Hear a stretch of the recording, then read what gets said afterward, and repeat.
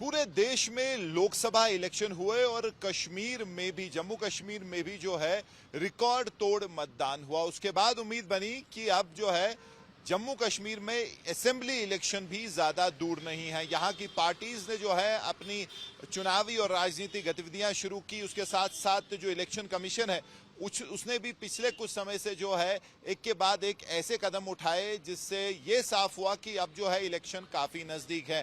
प्रधानमंत्री का दौरा जम्मू कश्मीर का हुआ। कश्मीर में योगा डे के दिन उन्होंने कहा कि अब जो है चुनाव दूर नहीं है, चुनाव होंगे जम्मू कश्मीर में और उसके साथ साथ जो है स्टेटहुड भी वापस दिया जाएगा। लेकिन पिछले कुछ समय से जैसे आतंकी गतिविधि बढ़ी है जम्मू में और सारा फोकस जो है जम्मू रहा, एक के बाद एक जो हाई लेवल मीटिंग्स हो रही हैं, आर्मी चीफ का दौरा हुआ, प्रधानमंत्री ने जो है सिक्योरिटी रिव्यू लिया और पूरा जो अटेंशन है जम्मू की तरफ रहा। अभी भी एंटी टेरर ऑपरेशन चल रहे हैं और उसके बाद ये सवाल उठने लगे कि क्या जो ये हमले हुए हैं इसके बाद इसका असर, सीधा सीधा असर यहाँ जम्मू कश्मीर में असेंबली इलेक्शंस के जो है होने पे पड़ेगा। ऑलरेडी जो है यहाँ की सियासी पार्टी जो है, चाहे आप नेशनल कॉन्फ्रेंस की बात करें या पीडीपी या बाकी जो भी लोग हैं जो चाहते हैं कि यहाँ असेंबली इलेक्शन जल्द से जल्द हो, उन्होंने ऐसी इंडिकेशन देना शुरू कर दी है कि कहीं ना कहीं उनको ऐसा लग रहा है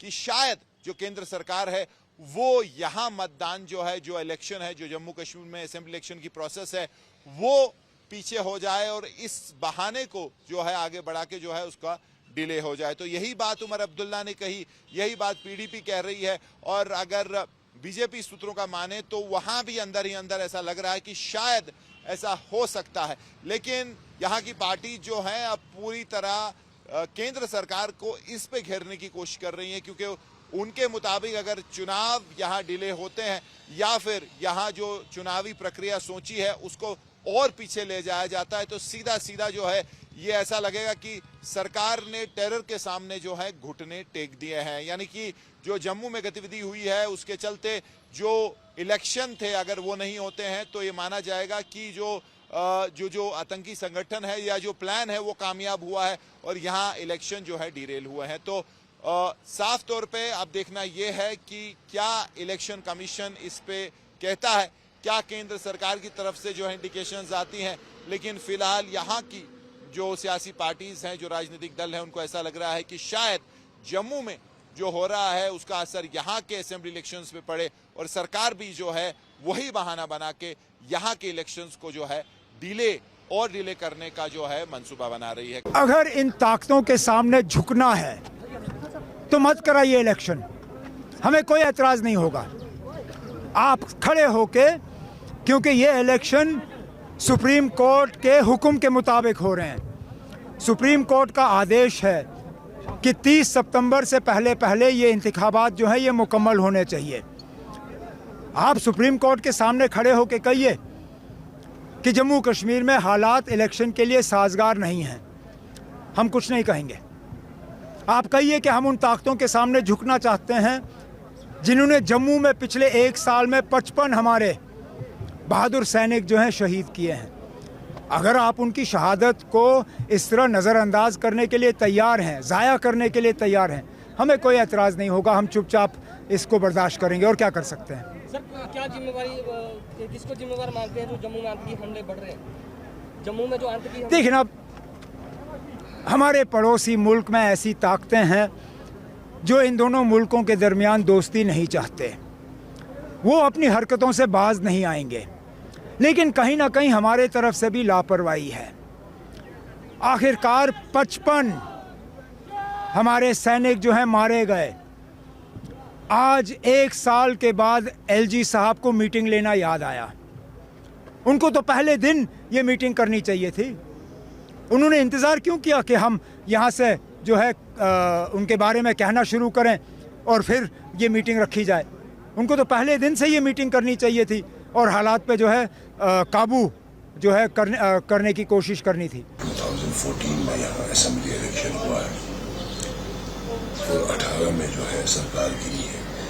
तब से कितना ओवरड्यू हो गया है हमारा इलेक्शन कि सुप्रीम कोर्ट को भी इसमें आना पड़ा और सुप्रीम कोर्ट को भी कहना पड़ा कि 22 सितंबर 30 यहाँ का इलेक्शन हो जाना चाहिए। इतना ही नहीं, अगर आपको याद होगा इलेक्शन कमीशन ऑफ इंडिया ने कहा है कि यहाँ वैक्यूम है और यहाँ पर अशद जरूरत है कि इलेक्शन हो और लोगों के जो है रिप्रेजेंटेटिव जो है वो चुने जाए। लेकिन बावजूद इसके हम कासिर है ये समझने से कि इलेक्शन क्यों नहीं हो रहे हैं, आखिर इसके पीछे सेंट्रल गवर्नमेंट की मंशा क्या है, वो क्यों लोगों को उनके नुमाइंदे चुनने से जो है दूर रख रहे हैं, इसके पीछे क्या वजह है, जबकि हिंदुस्तान की हर रियासत में और हर यूनियन टेरिटरी में अपने शेड्यूल पर इलेक्शन होते हैं, होते आ रहे हैं।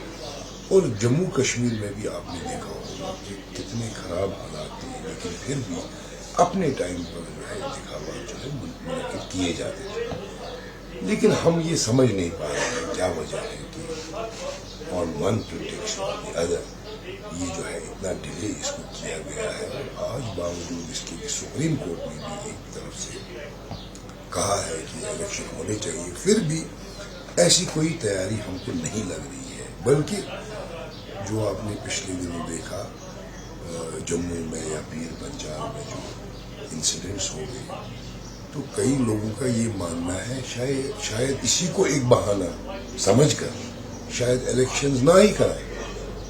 This is what the people around are thinking. तो ये हम भी नहीं समझ पा रहे हैं कि इसके पीछे क्या वजह है, क्यों इलेक्शंस नहीं हो रहे हैं। अब तो हमारे वो भी ओवरड्यू हो गए, म्यूनिसिपल इलेक्शन वो भी नहीं हो रहे हैं। मतलब किसी भी लेवल पर लोकल रिप्रेजेंटेटिव्स को चुनने का जो है मौका ही नहीं दिया जा रहा। और इसका असर देखिए आप, लोग बहुत परेशान, लोगों की कहीं सुनवाई नहीं है, इतने मसले मसाइल लोगों के हैं जो एड्रेस ही नहीं हो रहे हैं। एक मान लीजिए आप डिक्टेटरशिप टाइप गवर्नमेंट यहाँ चल रही है जिसमें आम पब्लिक की सुनवाई नहीं है। चाहे आप बिजली के हवाले से देखिए, पानी के हवाले से देखिए, हर कोई ऑर्डर जो निकल रहा है एक तरफा ऑर्डर निकल रहा है, कोई कंसल्टेशन लोगों के साथ नहीं है। क्या ये जायज़ है बिजली का टैरिफ बढ़ाना, क्या ये जायज़ है पानी की मीटर लगाना, क्या यहाँ बिजली की दस्तयाबी है, क्या ये चीज़ें जो लोगों को राहत पहुँचानी है हमें, क्या वो राहत उनको पहुँच रही है।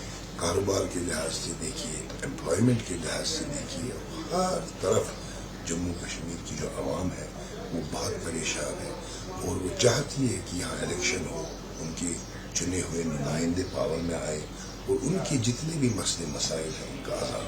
तो मुझे बताइए, आप जैसे अपने पार्लियामेंट इलेक्शन यहाँ पे हो, लोग हर जगह वोट डालने निकले, जैसे 84 के बाद लोगों ने अच्छी तरह यहाँ वोट दिया, क्या बीजेपी को डर तो नहीं लग रहा है उस वोट से?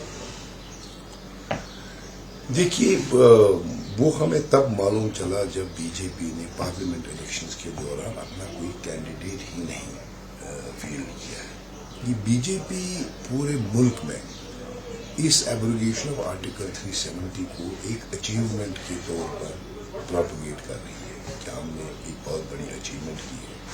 लेकिन बीजेपी को खुद मालूम है कि जहां तक जम्मू कश्मीर के लोगों का सवाल है, वो इस स्पेशल स्टेटस के हटाने से खुश नहीं है और लोग बीजेपी से खुश नहीं है। लिहाजा इस चीज का अंदाजा उनको पहले ही था, तभी उन्होंने अपने कैंडिडेट जो है फील्ड नहीं किए। और फिर ये वाज़ेह हो गया, जो इलेक्शन के आपने रिजल्ट देखे तो आपने कश्मीर में तो देखा ही कि अगेंस्ट बीजेपी जो है वोट कश्मीर में पड़ा है। बल्कि अगर आप जम्मू भी जाएंगे तो वहां पर अगर आप कांग्रेस का वोट शेयर देखेंगे as compared to the previous election, आप देखेंगे उसमें बहुत ऑगमेंटेशन हुई है, बहुत इंक्रीज हुआ है, जो इंडिकेट ये करता है कि न सिर्फ कश्मीर के लोग बल्कि जम्मू के लोग भी इस डिसीजन से खुश नहीं है और बीजेपी की इस पॉलिसी से खुश नहीं है। और जब भी उनको मौका मिलेगा, जब भी इंतखाबात होंगे, वो अपने वोट से ये साबित करेंगे कि बीजेपी की जो पॉलिसी है विज़ावी जम्मू कश्मीर वो गलत रही है। वही एक वजह है, शायद बहुत लोगों का मानना है कि एक वो भी वजह है कि जम्मू में अगर आप देखेंगे पिछले इलेक्शन में बीजेपी ने तकरीबन 25 सीटें ली थी, उनका अंदाजा आज के इलेक्शन में 5-6 सीटों का भी नहीं है। एक वो भी वजह है कि वो कुछ टाइम लेना चाहती है कि हो सकता है हमारी कोई रिकवरी जम्मू में, कश्मीर की तो मैं बात नहीं करूंगा, लेकिन मुझे नहीं लगता है वो कितनी भी कोशिश कर ले, जम्मू कश्मीर के लोग उनकी पॉलिसी से इतने हर्ट हुए हैं कि बीजेपी का नाम जम्मू कश्मीर में मुश्किल ही है कि फिर कभी उभर आए। कैमरा पर्सन तारिक लोन के साथ मीर फरीद, श्रीनगर, आज तक।